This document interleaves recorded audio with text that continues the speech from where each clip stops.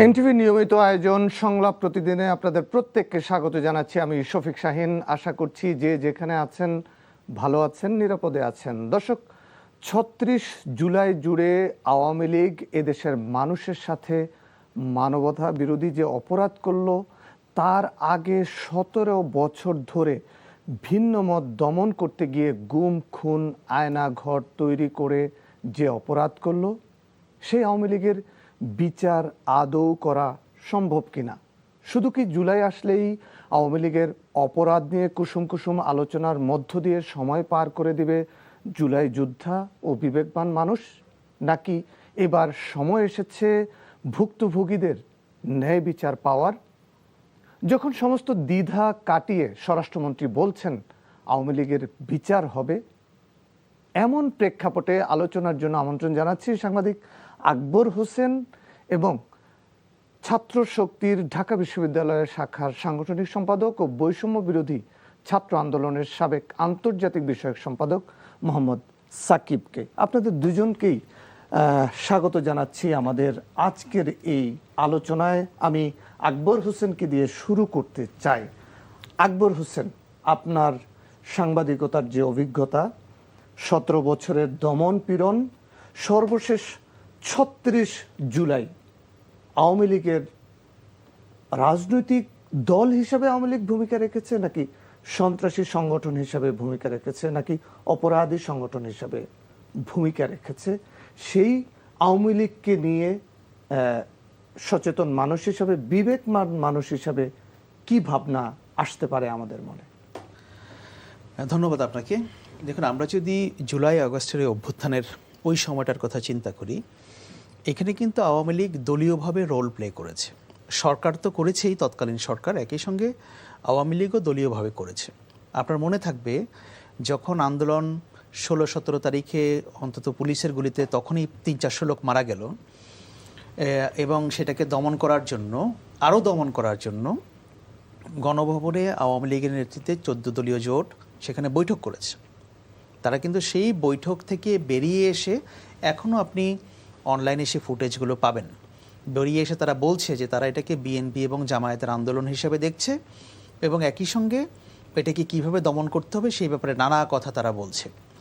এবং যেটা নিয়ে সবচেয়ে আপনি দেখবেন যে আরও বড় প্রমাণ, সেটা হচ্ছে যে আওয়ামী লীগের তৎকালীন সাধারণ সম্পাদক ওবায়দুল কাদের, যিনি সরকারের মন্ত্রীও ছিলেন, তিনি সরকারি অফিসে নয়, তিনি আওয়ামী লীগের অফিসে বসেই প্রেস কনফারেন্স করেছেন, এবং প্রেস কনফারেন্স করে উনি বলেছেন যে এই যে তথাকথিত আত্মস্বীকৃত রাজাকারদেরকে, অর্থাৎ তিনি মিন করছেন স্টুডেন্টদেরকে, তাদেরকে ব্যবস্থা, তাদের বিরুদ্ধে ব্যবস্থা নেওয়ার জন্য আওয়ামী লীগই যথেষ্ট, ছাত্রলীগই যথেষ্ট।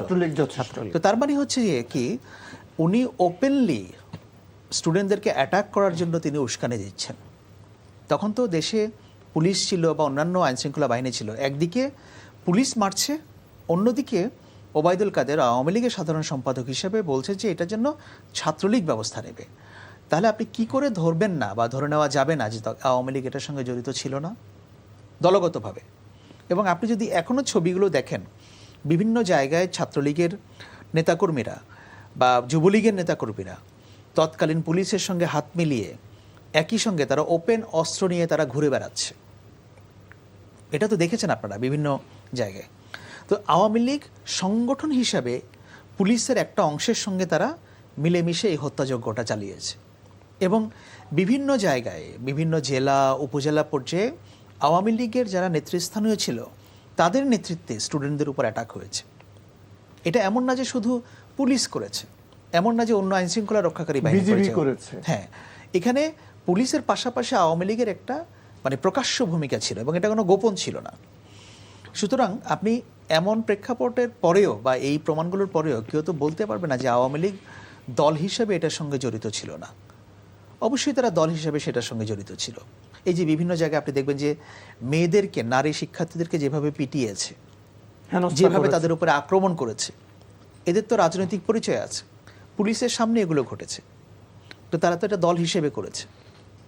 তো সুতরাং আমি মনে করি যে এখন আওয়ামী লীগের দল হিসাবে যে বিচারের প্রশ্নটা এসেছে, যেটা স্বরাষ্ট্রমন্ত্রী দুদিন আগেই জুলাই গণ অভ্যুত্থানের একটা অনুষ্ঠানে তিনি প্রধানমন্ত্রী তারেক রহমানের উপস্থিতিতে বলেছেন যে এখন আওয়ামী লীগের বিচার প্রক্রিয়াটার দিকে তারা মনোযোগী হবেন। এবং আমি মনে করি সেটা হওয়ার জন্য যথেষ্ট এভিডেন্স আছে। কেন এভিডেন্স আছে? এখন তো ডিজিটাল এভিডেন্সের যুগ, তাই না? ডিজিটাল ফুটপ্রিন্ট আপনি এটাকে ব্যবহার করতে পারেন। আপনি দেখেন যে শেখ হাসিনা নির্দেশ দিয়েছেন যে হেলিকপ্টার থেকে গুলি করার জন্য, সরাসরি গুলি করার জন্য, বোম ফেলার জন্য, লেথাল উইপন ইউজ করার জন্য। তো তার এই যে টেলিফোন কনভারসেশন, এটা তো এটার ফরেন্সিক এটাকে ভেরিফাই করে বিবিসি এটা প্রচার করেছে এবং বিবিসি কনফার্ম করেছে যে শেখ হাসিনাই এটাকে অথরাইজ করেছে কিলিং করার জন্য, তার নির্দেশে এগুলো হয়েছে। তো এর বাইরে আর কি কি প্রমাণ সেখানে থাকবে? সে একদিকে দলীয় প্রধান, অন্যদিকে সে প্রধানমন্ত্রী তখন।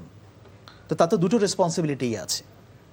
তো এখন এত কিছু এভিডেন্সের পরেও আমি মনে করি যে আওয়ামী লীগের দল হিসেবে বিচার হওয়াটা খুব কঠিন কিছু হওয়ার কথা না, কারণ যেহেতু ডিজিটাল ফুটপ্রিন্ট আছে। এমন তো না যে এই ঘটনা 30 বছর আগে ঘটেছে, 70 বছর আগে ঘটেছে, 10 বছর আগে ঘটেছে। হ্যাঁ, আপনি পাবেন না। আপনি শুধু কিচ্ছু না, আপনি গুগলে সার্চ করলেই আপনি মানে শত শত এভিডেন্স এখানে চলে আসবে। তা আমার ধারণা যে সরকার এই যে বিচার, তো অফকোর্স এটা ট্রাইব্যুনাল বিচার করবে, এটা বিচার বিভাগের ব্যাপার। তবে আমার কাছে যেটা মনে হয় যে প্রসিকিউশন টিম যেটা আছে তারা খুবই মনোযোগী হবে, তারা আগ্রহী হবে এবং তারা তাদের সে দক্ষতা দেখাবে যে যখন এই বিচার প্রক্রিয়ার বিষয়টা আসবে আওয়ামী লীগকে দল হিসেবে বিচার করার, যাতে করে সব ধরনের এভিডেন্স আদালতের সামনে, ট্রাইব্যুনালের সামনে তুলে ধরা হয়, যাতে করে এই বিচার প্রক্রিয়ায় কোনো দুর্বলতা না থাকে এবং এই বিচার প্রক্রিয়া নিয়ে প্রশ্ন না ওঠে এবং এই বিচার প্রক্রিয়া নিয়ে তাড়াহুড়ো করার কিছু নেই যে আমাকে আগামী 6 মাসের মধ্যে বিচার করে ফেলতে হবে, ব্যাপারটা এরকম না। বিচারটা হোক, সময় নিয়ে বিচার হোক, যাতে করে সব ধরনের এভিডেন্স হাতে নিয়ে এটা নিয়ে কোনো প্রশ্ন না ওঠে এবং আমি মনে করি তখন বিচারটা টেকসই হবে। তবে এটা তো একটা বিচারের লিগ্যাল প্রশ্ন। তবে আমি এটাকে আরেকটা দৃষ্টিভঙ্গি থেকেও দেখতে চাই যে দেখেন, এখন ক্ষমতায় আছে বিএনপি, অপোজিশনে আছে জামাত। আপনি যতই ফ্যাসিবাদী কথা বলুন, তাদের বিচার করুন, সরকার যদি পারফর্ম করতে না পারে, সরকার যদি মানুষের এক্সপেকটেশন অনুযায়ী ডেলিভার করতে না পারে, এবং মাঝে মধ্যে আমরা যেটা দেখি যে বিএনপি এবং জামায়াত ইসলামের মধ্যে একটা মানে হিংসা মাথাচাড়া দিয়ে ওঠার একটা চেষ্টা করে এবং কেউ কেউ সেখানে ইন্ধন দেয়, কিন্তু সেটা মানে হওয়ার একটা চেষ্টা হয়।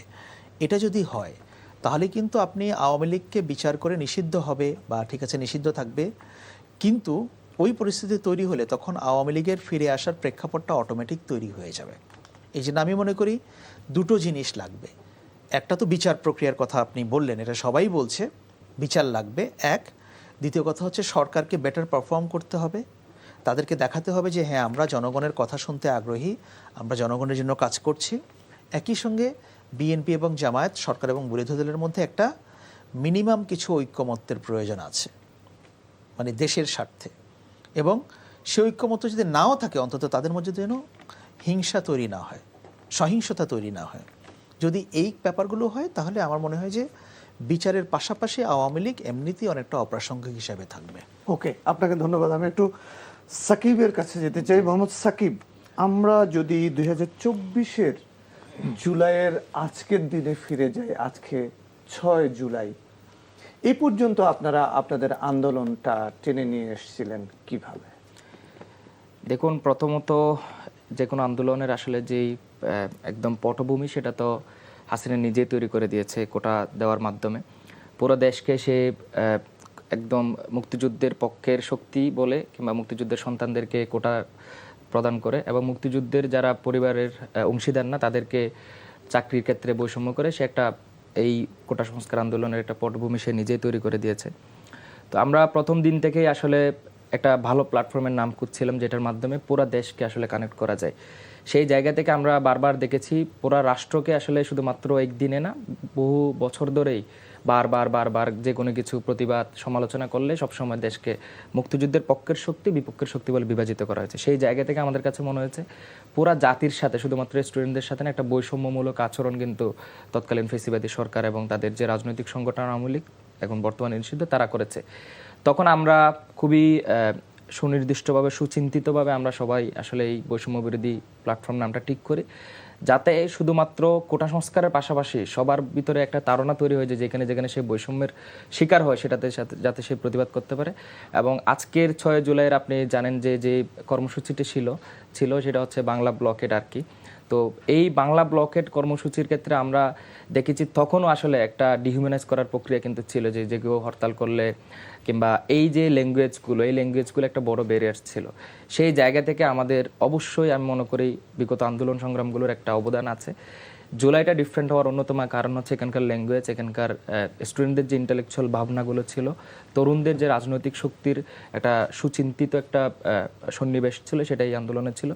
প্রথম দিন থেকে আমরা প্রথমে এই রাজু ভাস্কর্য থেকে এবং সেন্ট্রাল লাইব্রেরির সামনে থেকে আমরা আন্দোলনটা আসলে টেনে নিয়েছিলাম এবং পরবর্তীতে আমরা সেটাকে আনতে আনতে শাহবাগ পর্যন্ত এনেছিলাম। শাহবাগ আনার পরে যখন দেখছি যে এই সরকারের তৎকালীন ফেসিবাদী সরকারের ন্যূনতম কোনো সদিচ্ছা কিংবা আন্তরিকতা ছিল না এই কোটা সংস্কারটা কোনো একটা সুনির্দিষ্ট সিদ্ধান্তে যাওয়ার ক্ষেত্রে, এবং বারবার আপনারা দেখেছেন কোর্টের রিটের মাধ্যমে কিংবা ওদের নেতৃস্থানীয় নেতাদের বক্তব্যের মাধ্যমে কিন্তু আমাদেরকে ডিহিউম্যানাইজ করার একটা প্রচেষ্টা ছিল যে কোটা সংস্কার তো এটা তো একটা রাজনৈতিক শক্তির উত্থান হতে পারে, কিংবা মুক্তিযুদ্ধের ছেলেরা শেখ হাসিনা কিন্তু বলেছে 14 জুলাই, এর আগে কিন্তু ওদের যে ছাত্রলীগের নেতাকর্মী ছিল ওরা কিন্তু আমাদেরকে ওভাবেই ডিহিউম্যানাইজ করতে, যে ঠিক আছে কোটায় তো মুক্তিযোদ্ধাদের সন্তানদের জন্য থাকতে হবে। তো ওই জায়গা থেকে আমার কাছে মনে হয় শুরুর দিক থেকে এখানে একটা খুবই আউটস্ট্যান্ডিং সমন্বয় ছিল প্রত্যেকটা ছাত্র সংগঠনগুলোর মধ্যে, এবং ছাত্রদের যে একটা ডিফারেন্ট একটা কিছু করার এবং আন্দোলনের যে ল্যাঙ্গুয়েজগুলো ছিল, আন্দোলনের প্ল্যাটফর্মটার নামটা নিজেই আসলে সবচেয়ে আউটস্ট্যান্ডিং ছিল।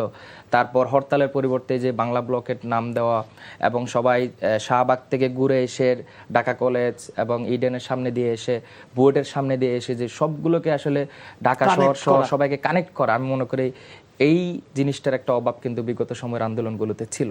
তো পরবর্তীতে আমরা দেখেছি একদম দেশের যেই আসলে কোটা দ্বারা যে নিজে ক্ষতিগ্রস্ত না কিংবা যে সরকারি চাকরি করতে চায় না কিংবা যার আগ্রহ নাই, যে বিদেশে পড়াশোনা করে, সেও কিন্তু এই আন্দোলনে কানেক্টেড ফিল করেছে।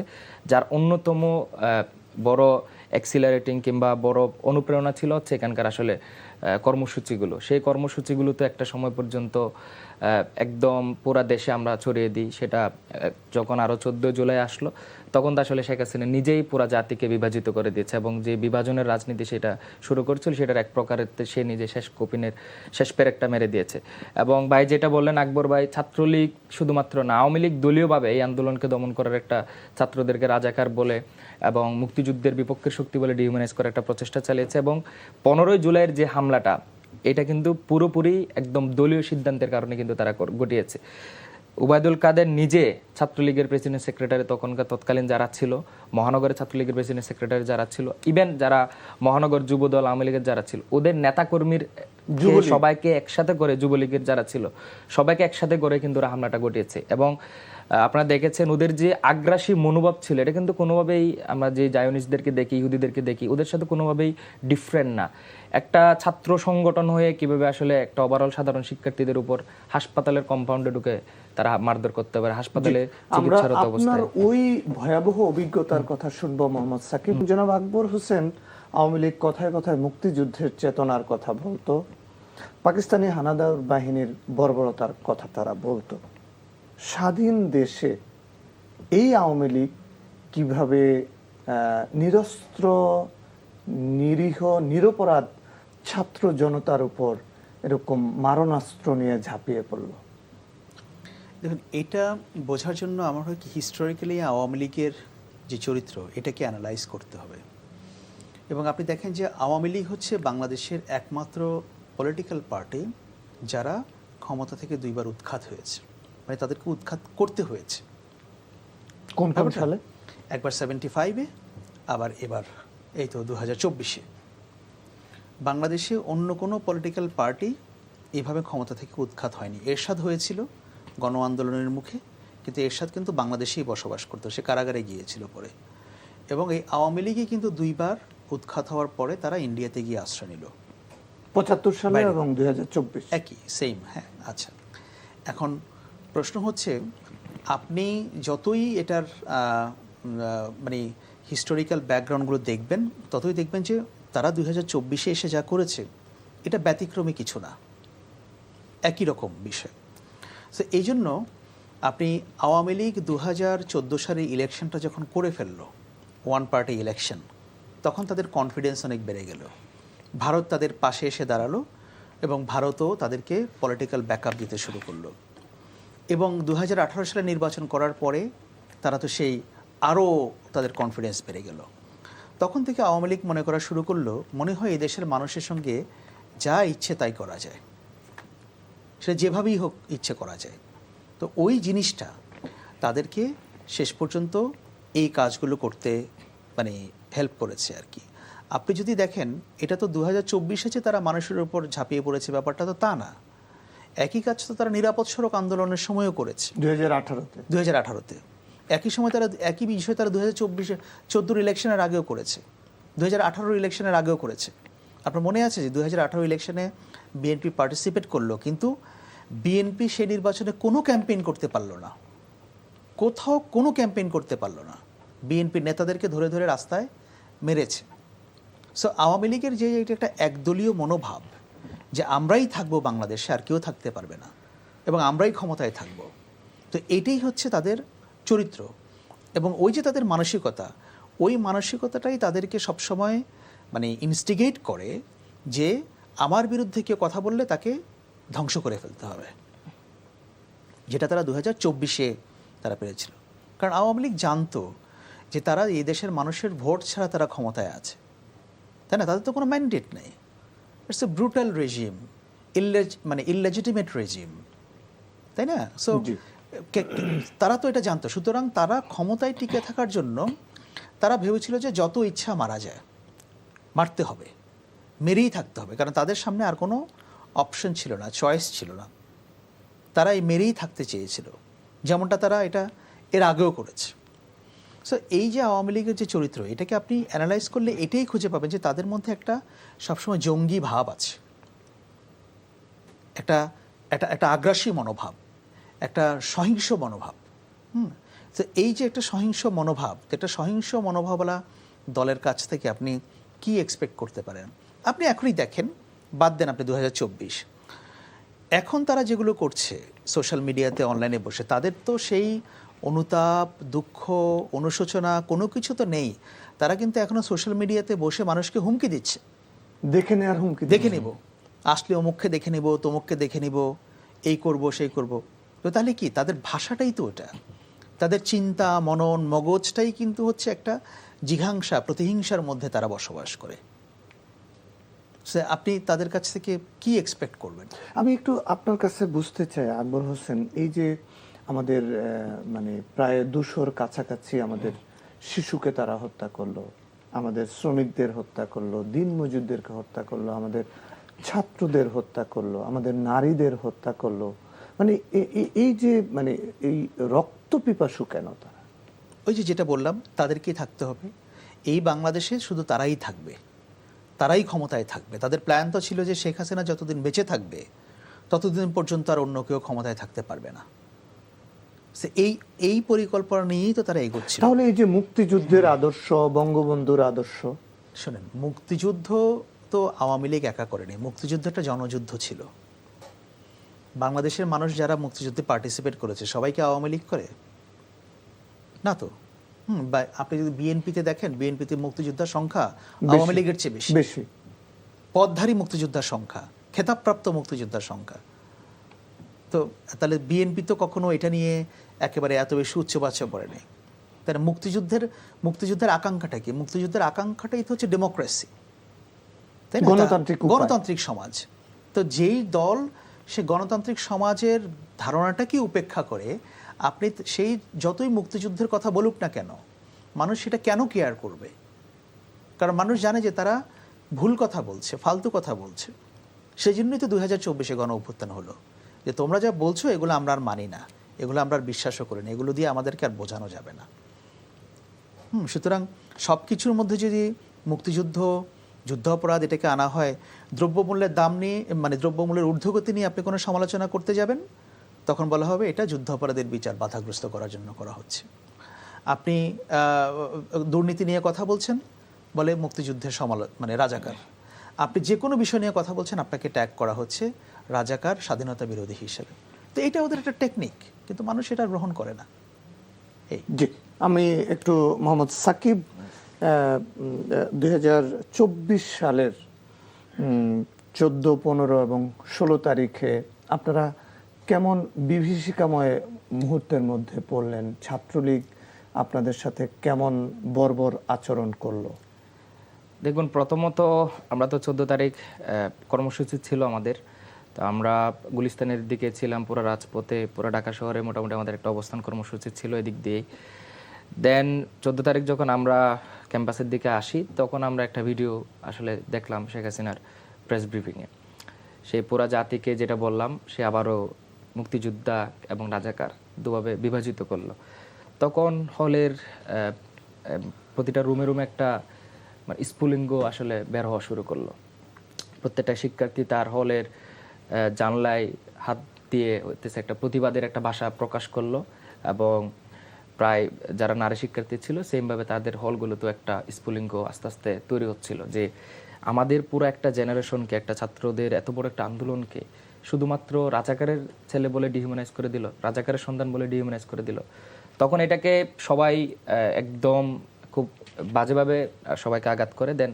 সবাই প্রতিবাদের সেই বিপ্লবের যে পটভূমি অ্যাকচুয়ালি 14ই জুলাই তৈরি হয়, তখন আমরা দেখি যে সায়েন্সের হলগুলো থেকে সবার আগে একটা মিছিল আসে, শহীদুল্লাহ হল, FH হল এবং 21 হলের ওখান থেকে সবাই একটা সংঘবদ্ধভাবে তুমি কে আমি কে, রাজাকার রাজাকার, কে বলেছে স্বৈরাচার স্বৈরাচার। তো এই জায়গা থেকে যখন মিছিলটি TSC-তে আসে, দেন আমাদের যারা ছিল নারী শিক্ষার্থী প্রত্যেকে তাদের হল থেকে একইভাবে তাদের যে থালা বাসন, তাদের কলম, লাঠি যা ছিল প্রত্যেকেই আমরা অ্যাকচুয়াল একটা মানে ওই সিনারিওটা আসলে ভাষায় প্রকাশ করার মতো না। সো তখন প্রত্যেকটা নারী শিক্ষার্থী প্রত্যেকটা হলগুলো থেকে, ছেলেদের হলগুলো থেকে সবাই বের হয়ে যায়। সবাইকে যে ডিহিউম্যানাইজ করা হয়েছে সেটাকে তারা নিজেদের একটা প্রতিবাদের ভাষা হিসেবে তারা নিয়ে নেয়, যেহেতু তাদেরকে ডিহিউম্যানাইজ করা হয়েছে রাজাকার হিসেবে। এখানে তো কেউ রাজাকার না, সবাই দেশপ্রেমিক ঢাকা বিশ্ববিদ্যালয়ের শিক্ষার্থী। প্রত্যেকে একটা ন্যায্য আন্দোলনের জন্য, ন্যায্য অধিকারের জন্য, তাদের যে যোগ্যতার ভিত্তিতে চাকরি সেটার জন্য আন্দোলন সংগ্রাম করতেছে। দেন হচ্ছে সবাই আন্দোলন করে। ছাত্রলীগের একটা অংশ মহানগরের পোলাপান থেকে নিয়ে এসে যুবলীগ, ছাত্রলীগ এরা সবাই হচ্ছে মধুর ক্যান্টিনে জড়ো হয়। মধুর ক্যান্টিনে জড়ো হয়ে তারাও আবার হচ্ছে তুমি কে আমি কে, বাঙালি বাঙালি বলে আমাদেরকে রাজাকার রাজাকার বলে ওরা ট্যাগিংগুলো শুরু করে। দেন ওই দিন রাতে আপনারা জানেন যে একটা কোপা আমেরিকার খেলা ছিল, আমাদের ফাইনাল ছিল। সবাই ভোরবেলা মোটামুটি খেলা দেখে ঘুমায়। তখন আমরা 11টার দিকে 12টার দিকে একটা কর্মসূচি দিই, যে আবার আমাদের যে রাজাকার ডাকা হয়েছে সেটার প্রতিবাদে একটা ফর্মাল একটা প্রোগ্রাম হবে, রাজুতে বিক্ষোভ হবে। কিন্তু আমরা দেখলাম যে ওই একটা সাধারণ প্রতিদিনের মতো একটা কর্মসূচির আগেই ছাত্রলীগ পুরা ঢাকা শহরের যুবলীগের নেতাকর্মীদেরকে নিয়ে সন্ত্রাসীগুলোকে ভাড়া করে এনে এবং অন্যান্য যারা আছে ঢাকার বাইরে থেকেও হয়তোবা সবাইকে নিয়ে এসে তারা রাজু এবং মধুর ক্যান্টিনে সবাই একতাবদ্ধ হলো, এবং শাহবাগের আশেপাশে কাঁটাবন, নীলক্ষেত এইসব জায়গাগুলোতে তারা একসাথে হলো। যখনই আমরা মিছিলটি নিয়ে হলপাড়ায় যাই, তখনই হচ্ছে ওরা আমাদের উপর হামলা শুরু করে, এবং খুবই বর্বরভাবে, অমানবিকভাবে, একদম মানে এত ব্রুটালি। এটা আসলে আপনাদের কাছে তো যে ছবিগুলো আছে সেগুলো দেখেছেন, যে নারী শিক্ষার্থীদের প্রতি তাদের যে আগ্রাসী মনোভাব ছিল, এটা কখনোই একটা মানে স্বাভাবিক সুস্থ মানুষের মতো হতে পারে না। এবং এখান থেকে যখন সবচেয়ে মিজারেবল ঘটনাটা যেটা ঘটে, সেটা হচ্ছে আমরা যখন সবাই আহত হওয়ার পরে ঢাকা মেডিকেলে চিকিৎসা নিতে যাই, তখন হাসপাতালের কম্পাউন্ডে ঢুকে ওরা মারধর করে, এবং একদম আপনারা ডেইলি স্টার একটা ভিডিওতে, ডকুমেন্টারিতে দেখবেন, প্রায় প্রত্যেকটা যারা আহত আছে একদম ইমার্জেন্সিতে ওখানে ঢুকে তারা হচ্ছে লাঠিসোঁটা দিয়ে হামলা করে। এবং আপনি যেটা বললেন যে পুলিশের সাথে তাদের যে সিনক্রোনাইজেশনটা, পুলিশ কিন্তু ঢাকা মেডিকেলের এই পাশে দাঁড়ানো, পুলিশ তখন বিপ্লব কুমার থেকে শুরু করে সবাই কিন্তু এই পাশেই তাদের ফোর্স নিয়ে দাঁড়ান, কেউ একজন আটকায় নেই। এবং পুলিশ আর ছাত্রলীগের যে কম্বিনেশনে 15 জুলাই ঢাকা বিশ্ববিদ্যালয়ের শিক্ষার্থী থেকে শুরু করে ঢাকা বিশ্ববিদ্যালয় আগত অন্যান্য বিশ্ববিদ্যালয়ের প্রাইভেট কিংবা মাদ্রাসার যে শিক্ষার্থীগুলো ছিল, ওদের উপর যে বর্বরচিত হামলাটা হয়েছে, আমি মনে করি সেটা একটা বাংলাদেশ ইতিহাসে একটা মানবতা বিবর্জিত একটা ঘটনা। সেই জায়গাগুলোতে আমরা 16 তারিখ আবারও রিঅর্গানাইজড হওয়া শুরু করে আমাদের ভাই বোনদেরকে এভাবে হামলা করলো, আমাদের শিক্ষার্থীদেরকে বিনা অপরাধে এভাবে হামলা করলো। এবং 15 জুলাই থেকে কিন্তু আপনারা দেখেছেন ক্যাম্পাসটা মোটামুটি একটা ক্যান্টনমেন্টে পরিণত করার একটা পূর্বাভাস আমরা দেখতে পাচ্ছিলাম। প্রায় সব জায়গায় পুলিশ, বিজিবি এর আস্তে আস্তে অবস্থান নেওয়া শুরু করে। দেন 16 জুলাই অবভিয়াসলি তখন তো প্রশাসন ছিল ছাত্রলীগেরই, আওয়ামী লীগেরই। তো হলগুলো বন্ধ ঘোষণা করলো। হলগুলো যখন বন্ধ ঘোষণা করলো, ছাত্ররা তো আরও বেশি ক্ষেপে গেল। আমাদের হল, আমাদের বিশ্ববিদ্যালয়, আমরা কখনো দেখিনি সেই 25শে মার্চ এবং 2024 সালে এসে দেখলাম যে হল বন্ধ, এবং এরশাদের সময় একবার হয়েছিল খুব সম্ভবত। তো আমাদের হল তো এখন আমরা যাবো, এটা তো প্রাইভেট বিশ্ববিদ্যালয় যে আমি হল ছেড়ে চলে যাব। ঢাকা বিশ্ববিদ্যালয় কখনোই ঘুমায় না, এটার কথা প্রচলিত আছে। ঢাকা বিশ্ববিদ্যালয় কখনোই বন্ধ হয় না, কেন সব সময় তাদের শিক্ষক, কর্মচারী, শিক্ষার্থীরা থাকে। তখন পুরা ঢাকা বিশ্ববিদ্যালয়কে একটা ক্যান্টনমেন্টে হাজির করা হয়। আমরা সবাই তখন শহীদ মিনারে অবস্থান নিই। তারপর আসলে ওই দিনই আমাদের যে ইতিহাসের সবচেয়ে সুন্দর সময় আমরা বলি, ঢাকা বিশ্ববিদ্যালয় থেকে ছাত্রলীগের পরাজয়ের দিনক্ষণ শুরু হয়। তখন আমাদের রোকেয়া হলের প্রথম একদম সন্ধ্যার পরেই রাত 8টা-9টার দিকে রোকেয়া হলের মেয়েরা হচ্ছে আপনারা দেখবেন ওদের সামনে পুলিশের বিরুদ্ধে একটা স্লোগান দেয়, ছাত্রলীগের বিরুদ্ধে স্লোগান দেয়, এবং তারা যে সাহসটা দেখিয়েছে, আসলে আমরা তো আন্দোলনের পর অনেক কিছু অস্বীকার করি মেয়েদের ভূমিকা, নারীদের ভূমিকা নিয়ে। এই আন্দোলনের সবার আগে ছাত্রলীগকে হল থেকে মেরে বের করার সাহসটা দেখিয়েছে কিন্তু রোকেয়া হল এবং আমাদের ঢাকা বিশ্ববিদ্যালয়ের নারী শিক্ষার্থীরা। তারা তাদের যে আতিকা ছিল কিংবা অন্যান্য ছাত্রলীগের নেতৃবৃন্দ ছিল, তাদেরকে কিন্তু ওদের হল থেকে প্রথম প্রতিরোধ করে দেন হচ্ছে 17 তারিখ আমরা সবাই ভোরবেলা ছাত্র লীগের যে সন্ত্রাসীগুলো ছিল সবাইকে কিন্তু প্রতিটা হল একটা প্রতিরোধের মুখে পড়তে, এবং তারা একেবারে ভয়ে কিন্তু সবাই মোটামুটি পলায়। ওকে, আমরা এই পর্যায়ে মানে আপনাকে আমরা তারপরে আপনারা যে ছাত্রলীগকে ক্যাম্পাস ছাড়া করলেন, ছাত্রলীগের নেতাদের রুমে রুমে কি পাওয়া গেল, তারা যে টর্চার সেল বানিয়েছিল সেই গল্পটা আমি আপনার কাছ থেকে শুনবো। আমি একটু আকবর হোসেনের কাছে সংক্ষেপে জানতে চাই, আওয়ামী লীগের অপরাধ তো শুধু বাংলাদেশের আইন শৃঙ্খলা রক্ষাকারী বাহিনী তদন্ত করছে না, আন্তর্জাতিকভাবে জাতিসংঘ তদন্ত করছে। তাহলে কি আওয়ামী লীগ বিশ্বের বিভিন্ন জায়গা থেকে, তাদের যেহেতু কোনো এখনো পর্যন্ত অনুশোচনা নাই, বিশ্বের বিভিন্ন জায়গা থেকে তাদের সমর্থকরা যেভাবে হুক্কা হুয়া দিচ্ছে, আন্তর্জাতিকভাবেই তো তারা অপরাধী হিসাবে এখন পর্যন্ত জাতিসংঘের তদন্তে প্রমাণিত। কি বলবেন আপনি? দেখুন, আপনি একটা জিনিস শুধু অ্যানালাইজ করতে পারেন যে শেখ হাসিনার বিভিন্ন দেশে যাওয়ার সে চেষ্টা করেছিল আশ্রয় নেওয়ার জন্য, এবং তাকে কিন্তু ইউরোপের কোনো দেশ বা আমেরিকা বা যারা অ্যাডভান্স ডেমোক্রেটিক সোসাইটি তারা কিন্তু তাকে কোনো আশ্রয় দেয়নি। এমনকি মিডল ইস্টের অনেক দেশও তাকে আশ্রয় দিতে চায়নি। সুতরাং তার জন্য ভারতটা একটা অবধারিত জায়গা ছিল। বিভিন্ন জায়গায় সে নেগোশিয়েট করেছে এবং তার বিভিন্ন জায়গায় যাওয়ার সম্ভাবনাটা কিন্তু কমে এসছে। এমন না যে সে চাইলেই যে কোনো জায়গায় গিয়ে থাকতে পারবে। তাহলে আপনি বুঝতে পারেন যে আওয়ামী লীগের ব্যাপারে ইন্টারন্যাশনাল কমিউনিটির মনোভাবটা কী, এই একটা উদাহরণ দিয়ে বোঝা যায়। আর দ্বিতীয় কথা হচ্ছে যে তারা তাদের কর্মী লেভেলের লোকজন যেটা ভাবছে যে তারা ক্ষমতায় আসলে মানুষকে মেরে ফেলবে, মানুষকে আবার আরেকটা গণহত্যা চালাবে, তারা তো যে হুমকি দিচ্ছে ওগুলো গণহত্যারই হুমকি দিচ্ছে। আবার কারণ জুলাই আন্দোলনের সঙ্গে তো এদেশের লক্ষ লক্ষ মানুষ, তো তারা সবাইকে দেখে নেওয়ার কথা বলছে। তার মানে হচ্ছে এটা আরেকটা গণহত্যার হুমকি, তাই না? সে এগুলো কিন্তু সব নোট ডাউন করা হচ্ছে। এমন না যে এগুলাকে কেউ খেয়াল করছে না। ইন্টারন্যাশনাল কমিউনিটি এগুলোকে খুব ভালো করে লক্ষ্য করছে, এগুলোকে পর্যবেক্ষণ করছে যে এই দলের অ্যাক্টিভিটিটা কি, তারা কি করে এখনও তারা রেসপন্ড করছে, তারা কি ধরনের কার্যকলাপ করছে, তাদের ভাষা কি, সেগুলো সব কিন্তু নোট ডাউন হচ্ছে। সুতরাং তারা যদি মনে করে যে এগুলো করে তারা পার পেয়ে যাবে বা তারা নানাভাবে দেশের ভেতরে অস্থিরতা তৈরি করতে পারবে, এটা একটা ভুল ধারণা। তাদের বিচার কি আন্তর্জাতিক অপরাধ আদালতে করা সম্ভব, অথবা জাতিসংঘের এই তদন্ত প্রতিবেদন দিয়ে বাংলাদেশ কি করতে পারে? এটার লিগ্যাল ব্যাপারটা হচ্ছে এগুলো অনেক ডিটেইল ব্যাপার। আমি যেহেতু লিগ্যাল এক্সপার্ট না, তবে আমি এতটুকু যেটা জানি যে একটা দেশের বিচার ব্যবস্থা যদি খুব ট্রানজিশনাল জাস্টিস সিস্টেম হয় বা ভঙ্গুর হয়, যে আমাদের সে বিচার করার ক্ষমতা নাই, তখন সেই বিচারগুলো হচ্ছে যে জাতিসংঘের তত্ত্বাবধানে আলাদা কোর্টের মাধ্যমে বা একটা ওয়ার ক্রাইমস ট্রাইব্যুনাল, দ্য হেগে বা বিভিন্নভাবে এগুলোকে সেট আপ করা হয়। যতক্ষণ পর্যন্ত আপনার দেশের বিচার ব্যবস্থা উপরে ইন্টারন্যাশনাল কমিউনিটির আস্থা আছে এবং সক্ষমতা আছে, ততক্ষণ পর্যন্ত এগুলো করা হয় না। এটা চাইলেই যে এটা ইন্টারন্যাশনাল ক্রিমিনাল কোর্টে বা জাতিসংঘের কোনো কোর্টে এটা করা যাবে, ব্যাপারটা কিন্তু ওইরকমও না। কারণ এটা একটা বাংলাদেশের অভ্যন্তরীণ ব্যাপারও বটে। তাদের ওই তদন্ত প্রতিবেদনের সহযোগিতা নেওয়া যাবে। হ্যাঁ, নিশ্চয়ই। কারণ জাতিসংঘ যে প্রতিবেদনটা দিয়েছে এটা তো একটা ডকুমেন্টেড এভিডেন্স।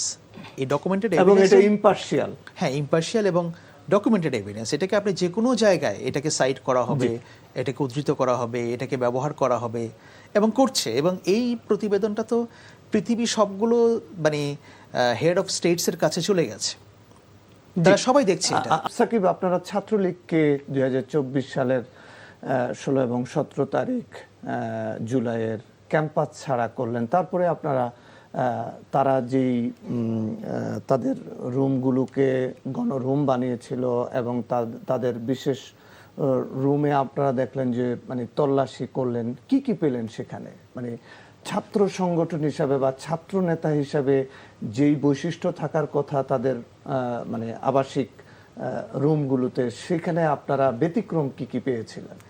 দেখুন, ওই দিনের খুব ভয়াবহ কিছু অভিজ্ঞতা আছে। আসলে কিছু জিনিস হয়তো মিডিয়ার সামনে বলাও পসিবল না। প্রথমত হচ্ছে ওদের রুমগুলোতে যখন সাধারণ শিক্ষার্থীরা প্রত্যেকেই ছাত্রলীগ যে এককভাবে একটা রুম দখল করে রাখতো, 2টা রুম দখল করে রাখতো, তাদের রুমগুলো তালাগুলো ভাঙে, তখনই দেখতে পায় আসলে বিভিন্ন ধরনের অস্ত্র, অন্যান্য সরঞ্জামগুলো, স্ট্যাম্প এবং বেশ কয়েকটা ছবি সোশ্যাল মিডিয়ায় অনেক বেশি ট্রলের শিকার হয়েছে। এবং ছাত্রলীগ নেতাদের রুমগুলোতে আমরা যেগুলো দেখেছি, বিভিন্ন রকমের যে মাদক যে দ্রব্য সামগ্রীগুলো ছিল, তারপর একদম বড় বড় চাপাতি, স্ট্যাম্প, এগুলো তো ছিল। এর বাইরেও আসলে কিছু মানে এত অপ্রাসঙ্গিক একটা ছাত্র রাজনীতিবিদদের কাছে যেগুলো কখনোই জাতি প্রত্যাশা করে না, তারা এই জিনিসগুলোতেই অনেক বেশি মগ্ন ছিল। সেই জায়গাগুলো থেকে আসলে ছাত্রলীগকে কখনোই ছাত্র সংগঠন কিংবা ছাত্র রাজনীতির যে মডেল আমরা প্রত্যাশা করে থাকি সেটার আসলে কখনোই উপস্থিতি ছিল না আর কি। আর এর বাইরে যদি বলেন ওদের যে ফিরে আসা, এখন যে ছাত্র লীগের যে বিচারের প্রক্রিয়ার কথা আপনি বলেছেন, আওয়ামী লীগ সম্পর্কে স্বরাষ্ট্রমন্ত্রী বিভিন্ন জায়গায় বক্তব্য দিচ্ছেন এবং বিভিন্ন জায়গায় মাননীয় প্রধানমন্ত্রীও বক্তব্য দিয়েছেন আওয়ামী লীগের বিচার নিয়ে, কিন্তু আমরা দেখেছি আসলে কার্যক্রমে কিন্তু বাস্তবায়নে কিন্তু এটার একটা বড় ভিন্নতা আছে আর কি। এবং আমরা গত 2 বছর আসলে যাদেরকে বিভিন্ন জায়গায় পলাতক অবস্থা দেখেছি, সেই ছাত্রলীগ নেতারা এখন দেশে ফিরছে এবং বিভিন্ন প্রোগ্রাম করছে, যাদেরকে আমরা মিডিয়ার মাধ্যমে একেবারে জুলাইয়ের উত্তাল দিনগুলোতেও বয়ান উৎপাদনে দেখেছি, আমাদেরকে রাজাকার বলার সাব্যস্ত করতে দেখেছি, যাদেরকে আমাদের যে বিরোধী দলের নেতাকর্মী ছিল তাদেরকে আক্রমণ করতে দেখেছি, সেই উদাহরণস্বরূপ যে সুমা কাইসারদেরকে আমরা এখন বিভিন্ন সঞ্চালনায় দেখছি। সেই জায়গাগুলো থেকে আমাদের কাছে মনে হয় জুলাইয়ের প্রাপ্তি অপ্রাপ্তি অনেক আছে। জুলাইয়ের সবচেয়ে বড় প্রাপ্তি হচ্ছে স্বাধীন সার্বভৌম দেশের নাগরিক হিসেবে নিজের যে আত্মপরিচয় সেটা পেয়েছি, এবং একটা ছাত্রদের যে প্রতিবাদের ভাষা, আত্মপরিচয়, সেটা আমি মনে করি একটা সূচনা হয়েছে, অর্জিত হয়েছে। এর বাইরে গিয়ে অপ্রাপ্তির জায়গাগুলো যদি আমরা বলি যে আসলে রাষ্ট্রীয় প্রতিষ্ঠানগুলো যেভাবে অর্গানগুলো চলার কথা ছিল সেটাগুলো সবগুলোই সার্বভৌম হতে পারে না। গুম সংস্কার থেকে শুরু করে অন্যান্য বিচারিক প্রক্রিয়া যেগুলো আওয়ামী লীগকে দলীয়ভাবে নিষিদ্ধের জন্য, বিচারের আওতায় আনার জন্য আসলে যে পদক্ষেপগুলো নেওয়ার জন্য একটা হেল্পিং হ্যান্ড হিসেবে কাজ করতে, সেগুলো কিন্তু একটা প্রাতিষ্ঠানিক সংস্কার আমরা দেখি নাই। আর আকবর ভাই শুরুতে বলেছিলেন যে একটা জাতীয় ঐক্য জরুরি আওয়ামী লীগকে ডিল করার ক্ষেত্রে। আওয়ামী লীগকে কিন্তু আমরা সেই ইন্টারিমের সময় একটা নিষিদ্ধের ডাক দিয়েছিলাম এবং ওভাবেই আসলে দলীয়ভাবে নিষিদ্ধ হয়েছে। তখন কিন্তু আসলে এখন যারা বর্তমানে সরকারের ক্ষমতায় আছে তারা কিন্তু ঐক্যের কথা বলে না, তারা বরং বলছে আওয়ামী লীগকে নিষিদ্ধ করা যাবে না। কিন্তু এখন পুরা জাতি মানে বোঝা শুরু করছে আসলে আওয়ামী লীগ কোনো সাধারণ রাজনৈতিক দল না, আওয়ামী লীগের ভিতরে কোনো ন্যূনতম অনুশোচনা অনুতপ্ত নাই, এবং আওয়ামী লীগ একেবারে টিপিক্যালি কিংবা একেবারে আয়ারের ভাষায় না বলে যদি সাধারণ ভাষা বলি, তারা মানবতা বিরোধী অপরাধে আসলে অপরাধে এবং জাতিসংঘ কর্তৃক স্বীকৃত সন্ত্রাসী সংগঠন হিসেবে পরিচিত। সেই জায়গাগুলোতে আমার কাছে মনে হয় জুলাইয়ের অন্যতম প্রাপ্তির জায়গা হচ্ছে এর বাইরে গিয়ে আমরা ছাত্র নাগরিকের যে রাজনৈতিক এজেন্সি, আন্তর্জাতিকভাবে বাংলাদেশের তরুণদের যে রাজনৈতিক এজেন্সি এবং এটা যে অন্যান্য তরুণদেরকেও ইনফ্লুয়েন্স করতে পারে, সেই রাজনৈতিক এজেন্সিটা আমরা স্বীকৃতি পেয়েছি। একই সাথে আওয়ামী লীগের যে একদম টপ টু বটম, এটা কালচারাল এস্টাবলিশমেন্ট হতে পারে, যারা গণহত্যার সাথে সরাসরি জড়িত ছিল কিংবা যারা বিভিন্নভাবে সংবাদ পত্রিকাগুলোর নামে যে প্রপাগান্ডিস্ট ছিল, এই কালের কণ্ঠ থেকে শুরু করে অন্যান্য যে মিডিয়াগুলো, আমি একেবারে নাম ধরেই বলছি, এদের কিন্তু আমরা সন্ত্রাসীদেরকে যেভাবে বিচার করা হয়েছে, সন্ত্রাসী হইতে যারা আসলে সবচেয়ে বেশি বড় হেল্প করেছে তাদের কিন্তু আমরা কোনোভাবে বিচার আওতায় আনতে পারিনি। তো আমরা আশা করব এই সরকার আওয়ামী লীগকে জনগণের যে ম্যান্ডেট, জনগণ যেই আকাঙ্ক্ষা থেকে জুলাই গণ অভ্যুত্থান ঘটিয়েছে এবং এর পরবর্তীতে রাষ্ট্রের যে সংস্কার চেয়েছে, যদিও বা সবগুলো পূরণ হয় না, কিন্তু যেই সূচনা জুলাই আসলে শুরু করে দিয়েছে সেটা কিন্তু এই গণতান্ত্রিক সরকারকে টেনে নিয়ে যেতে হবে। এবং বিরোধী দলগুলোর ঐক্য অবশ্যই তাদের পক্ষ থেকে যতটুকু না চাওয়া থাকবে, আমি মনে করব বিরোধী দলে এখন এই গভর্নমেন্টকে স্টেবল রাখার জন্য আরও বেশি সচেতন আমি মনে করি, এবং তারা প্রত্যেকটা জিনিসে জুলাইয়ের প্রশ্নে সবাই আপোষহীন আছে। সেই জায়গাটাকে এই সরকারকেই তার পারফরমেন্সের ভিত্তিতে আদায় করে নিতে হবে। যতক্ষণ সে জুলাইয়ের প্রশ্নে সবাইকে এক রাখতে পারবে, আমি মনে করি আওয়ামী লীগকে একটা দলীয় রাজনৈতিক সন্ত্রাসী সংগঠন হিসেবে ডিল করাটা আরও বেশি ইজি হবে। এবং জুলাইয়ের পরে আসলে বিচার প্রক্রিয়াটা তো হইলো, এর বাইরে যে আমাদের সবচেয়ে বড় আকাঙ্ক্ষাটা যেটা ছিল আসলে কোটা সংস্কার, আমরা 2018-19 নিরাপদ সড়ক আন্দোলন দেখেছি, এই প্রত্যেকটার পিছনে কিন্তু ছাত্রদের একটা বড় ক্ষোভ আছে। আপনি দেখেছেন এই সমাজও কিন্তু আমাদের অন্যতম যে ক্রাইমগুলো হচ্ছে সেখানে কিন্তু সবচেয়ে বেশি সমস্যা বেকারদের, এবং বেকাররা কিন্তু বিভিন্ন ক্রাইমগুলোতে আসলে এঙ্গেজ হচ্ছে। সেই জায়গাগুলোতে এই সরকার যে 1 কোটি কর্মসংস্থানের প্রতিশ্রুতি দিয়েছে, আমি তাদের কাছে আসলে আহ্বান করব, দাবি করব যে এই সংস্কারটা অন্যান্য সংস্কারগুলো করার পাশাপাশি তরুণদেরকে নিয়ে যাতে আসলে ভাবে, কারণ এই তরুণরাই অর্থনৈতিক সংকটটা পাশ করা জরুরি, এবং কর্মসংস্থান তৈরি করা ছাড়া আসলে আমাদের জাতির কোনো বিকল্প নেই। কারণ আমাদের যে পরিমাণ জনসংখ্যা এবং প্রতি বছর বিশ্ববিদ্যালয়গুলো থেকে যে পরিমাণ গ্রাজুয়েট বের হচ্ছে, তাদের যদি একটা সুষ্ঠু কর্মসংস্থান আমরা দিতে না পারি, তারা কিন্তু সমাজের একটা বোঝা হয়ে কিন্তু পরিণত হচ্ছে, এবং তারা কিন্তু এইখান থেকে কিন্তু আবার বিপ্লব বলেন, প্রতিবাদ বলেন, আন্দোলন বলেন, এখান থেকে কিন্তু আবার পটভূমিগুলো রচিত হয়। সো আমি মনে করি একটা সিস্টেমেটিক পরিবর্তন ছাড়া শুধুমাত্র রাজনৈতিক সরকার ক্ষমতায় আসা যাওয়া, এটা আসলে কখনোই জুলাইয়ের প্রত্যাশা ছিল না। জুলাই একটা প্রাতিষ্ঠানিক সংস্কারের একটা প্রত্যাশা থেকে কিন্তু ছিল, সিস্টেমেটিক সংস্কারের ছিল। গুম বাংলাদেশে আর থাকতে পারবে না। বাংলাদেশে আপনি যে মিডিয়া ফ্রেমিং এর মাধ্যমে একটা রাজনৈতিক দলকে যে আইএসআইয়ের সংগঠন বলে ফেলা, যে কোনো আন্দোলনকে আইএসআইয়ের আন্দোলন বলা, জুলাইকে মুক্তিযোদ্ধা বিরোধী কিংবা রাজাকারের আন্দোলন বলা, এরপরও মানে আগে পরে যে আন্দোলনগুলো দেখেছি সবগুলোকে যেভাবে রাজনৈতিকভাবে ফ্রেমিং করা হয়েছে, এগুলো কিন্তু করেছে সবগুলো মিডিয়ায়, এবং এই মিডিয়াগুলো এখনো এক্সিস্টিং। এবং খুবই দুঃখজনকভাবে বর্তমান সরকার যারা পরিচালনা করছেন তারা এদের ব্যাপারে খুবই অসচেতন এবং কেমন যেন একটা উদাসীন্য একটা আমরা দেখতে পাই। সেই জায়গাগুলো থেকে এই সরকারের প্রতি এবং যারা অন্যান্য যে অর্গানগুলো আছে তাদের প্রতি প্রত্যাশা থাকবে, যদি প্রাতিষ্ঠানিক একটা সংস্কার আমরা করতে না পারি এবং তরুণদের জন্য কর্মসংস্থান তৈরি করতে না পারি এবং সবার জন্য একটা নিরাপদ বাংলাদেশ গড়তে না পারি, আমি মনে করি জুলাইয়ের প্রাপ্তিগুলো আসলে আমরা কাজ করতে পারব। ধন্যবাদ। আকবর হোসেন, শেখ হাসিনা সহ আওয়ামী লীগের অধিকাংশ কেন্দ্রীয় নেতৃত্বের সাজা হয়েছে, কারো কারো ফাঁসির আদেশ হয়েছে। তারা আইনের দৃষ্টিতে প্রুভেন অপরাধী তারা। তো সেই দিক থেকে আওয়ামী লীগের নেতাকর্মীরা আবার এদের নেতৃত্ব কি করে আশা করে? এখন আশা করতে তো তাদের দোষ নাই, তারা করছে, এবং এটা আশা না করেও তারা কি করবে, মানে তাদের আর ওয়েটা কি? এখন আপনি বলতে পারেন যে তাহলে কি আওয়ামী লীগ এভাবেই থাকবে, বা এরা যে আশা করছে সে আশার কোনো ভিত্তি আছে কিনা? এখন দেখুন, আওয়ামী লীগ জানান দিতে চায় যে না আমরা আছি, এবং এই যে আমরা আছি, আমরা আসব, এটা বলে তারা একটা মনস্তাত্ত্বিক প্রেশার তৈরি করতে চায় অনেকের উপরে। কারণ এর বাইরে তো তাদের আর কিছু করার নাই, আপাতত কিছুই করার নাই। তো সুতরাং এই প্রেশারটা তারা যতদিন ধরে বজায় রাখবে, আপনি দেখেন এই যে 15-20 দিন আগে দেশের বিভিন্ন জায়গায় যেরকম খণ্ড খণ্ড আওয়ামী লীগের কিছু মিছিল আসলো, আমরা প্রতিদিন ফেসবুকে দেখলাম, ভিডিওতে দেখলাম, সেই মিছিলগুলো এখন কোথায়? নেই। 23 তারিখের পর থেকে বা তার ওই সময় থেকে দেখছেন আর কিছু? তাহলে হঠাৎ নাই হয়ে গেল কেন? ওরা কি চলে গেছে লোকগুলো? ইন্টারেস্টিং না ব্যাপারটা? কারণ 23 তারিখে বিএনপি এবং জামায়াত ইসলামী যৌথভাবে, সাথে তাদের এনসিপি যৌথভাবে সবাই একটা মেসেজ দিয়েছে যে আওয়ামী লীগ প্রশ্নে আমরা এক, ঐক্যবদ্ধ। এবং 23 তারিখ আওয়ামী লীগের প্রতিষ্ঠা বার্ষিকীর সময় আমি দেখেছি যে বিএনপির লোকজনও রাস্তায় ছিল, আওয়ামী লীগের লোকজনও রাস্তায় ছিল, এবং তারা জামায়াতের লোকজন ছিল, এনসিপির লোকজন ছিল। অর্থাৎ তারা এই বিষয়টাকে সবাই যে যার যার দলগত অবস্থান থেকে তারা এটাকে ওন করেছে যে না, এটা হতে দেওয়া যাবে না। সো যখন এই মেসেজটা তারা পেয়ে গেছে, তখন তারা ব্যাকট্র্যাক করছে। কারণ অনেকের মনে একটা সংশয় ছিল, যদিও এই সংশয়টাকে আমি কখনোই ভ্যালিড মনে করি না, ঠিক মনে করি না, যে বিএনপি হয়তো আওয়ামী লীগকে স্পেস দিবে। সো বিএনপি কখনোই আওয়ামী লীগকে সেটা দিবে না, এটা দেওয়ার কথা না। কারণ বিএনপি জানে যে তাদের আসল প্রতিপক্ষ কারা। বিএনপি এত বোকা না, কারণ বিএনপি তো এই প্রথম রাষ্ট্র ক্ষমতায় আসে নাই। বিএনপি এর আগেও রাষ্ট্র ক্ষমতায় ছিল 3 বার, এবং দীর্ঘদিন হ্যাঁ। ধরে বিএনপি ভিকটিম। এবং দীর্ঘদিন ধরে বিএনপি ভিকটিম। সুতরাং বিএনপি আওয়ামী লীগকে স্পেস ক্রিয়েট করে দিবে, এটা যারা ভাবে, এটা মানে এটা বিএনপির প্রতি জাস্টিস করা হবে না। হ্যাঁ, বিএনপির মধ্যে যে একটা অংশ নাই সেটা আমি বলবো না, কিন্তু আপনি যদি দেখেন বিএনপিতে সবচেয়ে বেশি ভিকটিম হয়েছে কারা? জিয়া পরিবার এবং মাঠ পর্যায়ের কর্মীরা।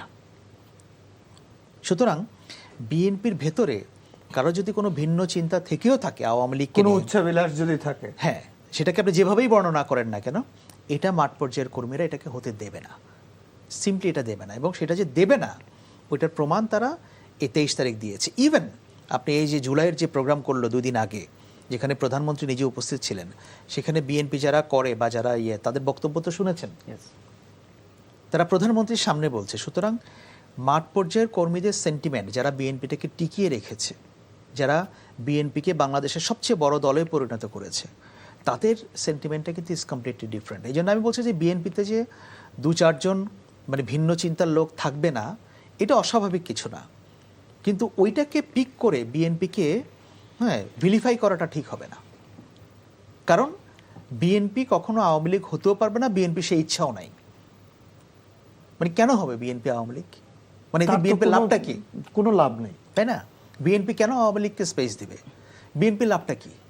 মানে এখান থেকে বিএনপি কি গেইন করবে আওয়ামী লীগকে স্পেস ক্রিয়েট করে? আমাকে একটা লাভের কথা কেউ বলুক তো, তাহলে আমি বিশ্বাস করব। সুতরাং বিএনপি সরকারে আছে, বিএনপি চাচ্ছে যে যা কিছু আমরা করি না কেন একটা মধ্যপন্থা অবলম্বন করে, হ্যাঁ, অতি দ্রুততার সঙ্গে কোনো কিছু না করে আমরা জিনিসগুলোকে কিভাবে ট্যাকেল করতে পারি সেটা আমরা দেখব। সো বিএনপি সেই স্ট্র্যাটেজিটা ঠিকমতো আছে। এখন সব কিছু তো তারা বলবে না মুখে মুখে। আকবর হোসেন, আমি আপনার কাছে একটা বিষয় জানতে চাই। এই যে শেখ হাসিনা আওয়ামী লীগকে এই পর্যায়ে নিয়ে আসলো, একটা গণহত্যাকারী দলে পরিণত করলো শেখ পরিবার, এবং শেখ হাসিনা সুপরিকল্পিতভাবে নিজে যাওয়ার আগে তার পরিবারের সমস্ত সদস্যদেরকে দেশের বাইরে পাঠিয়ে দিল, যারা লক্ষ হাজার কোটি টাকা দেশের বাইরে পাচার করছে।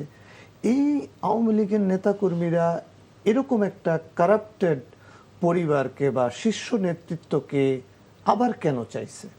কারণ আওয়ামী লীগ তারাই করে যারা এই ধরনের আইডিওলজিতে বিশ্বাস করে। সোজা কথা, এটা হচ্ছে এক কথায় উত্তর। আর এখন তারাই করে যারা, এখন ধরেন আওয়ামী লীগ যেহেতু 17 বছর একটা পলিটিক্যাল মানে দেশের ক্ষমতায় তারা জোর করে থেকেছে, সো আওয়ামী লীগ এর একটা বেনিফিশিয়ারি গ্রুপ বাংলাদেশের ভেতর তৈরি হয়েছে। এটা বিশ্ববিদ্যালয়ের শিক্ষকদের মধ্যে আছে, ডাক্তারদের মধ্যে আছে, প্রকৌশলীদের মধ্যে আছে, আইনজীবীদের মধ্যে আছে, সাংবাদিকদের মধ্যে আছে, আমলাদের ভিতরে আমলাদের একটা বেনিফিশিয়ারি গ্রুপ আছে। আওয়ামী লীগ যে সবাইকে ভয় দেখিয়ে তাদের পক্ষে কাজ করিয়েছে ব্যাপারটা তা না, কাউকে ভয়ও দিয়েছে, তাদেরকে সুযোগ সুবিধাও দিয়েছে। একটা যখন অটোক্রেটিক রেজিম বহু বছর ধরে এটা দেশ শাসন করে, এই পরিস্থিতি হয়। এটা সিরিয়াতে আপনি বাশার আল আসাদের পক্ষেও কিছু লোক পাবেন, ইরাকে সাদ্দাম হোসেনের পক্ষেও কিছু লোক আছে। আর এখন যারা এই যে আপনি বললেন যে যারা শেখ হাসিনাকে বা আওয়ামী লীগের লিডারশিপকে মানছে, আওয়ামী লীগ ফিরে আসবে বলবে, এই লোকগুলো তো নতুন তৈরি হয় নাই বাংলাদেশে। এই লোকগুলোই কিন্তু 5ই আগস্টের আগে ঢাকা শহরে রামদা নিয়ে, পিস্তল নিয়ে তারা মানুষের উপর ঝাঁপিয়ে পড়েছিল। এমন তো না যে 5ই আগস্টের পরে এরা নতুন আওয়ামী লীগ হয়েছে, ব্যাপারটা কিন্তু তা না। 5ই আগস্টের আগেও এরা আওয়ামী লীগে ছিল, সেই গ্রুপটাই এখন আবার সক্রিয় হয়েছে। আগে তারা রাস্তায় মানুষকে মারতো, এখন তারা ফেসবুকে সক্রিয় হয়েছে, ঝটিকা মিছিলে সক্রিয় হয়েছে। সুতরাং এটা এমন না যে হ্যাঁ হঠাৎ করে আওয়ামী লীগের পক্ষে একটা নতুন বয়ান তৈরি হচ্ছে বা স্ট্রং মতামত তৈরি হচ্ছে, তা না, সেম লোকগুলো ওগুলোই।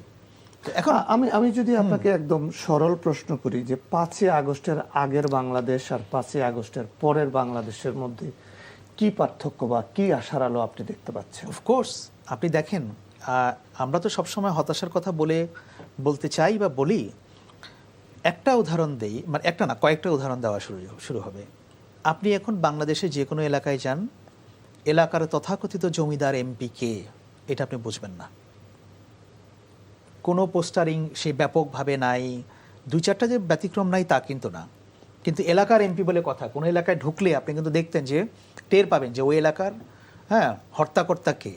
ওই জিনিসটা কিন্তু এখন বাংলাদেশে নাই, একদমই নাই। আপনি দেখেন যে এই যে ঢাকা শহরের ট্রাফিক ব্যবস্থা কিন্তু গত 3-4 মাসে প্রভূত উন্নতি হয়েছে বিভিন্ন জায়গায়। এর একটা বড় রিজন হচ্ছে কি, প্রধানমন্ত্রী ট্রাফিক সিগন্যাল মেনে চলছেন, ভিভিআইপি প্রোটোকলটা ঘন্টার পর ঘন্টা নিচ্ছেন না, তাই না?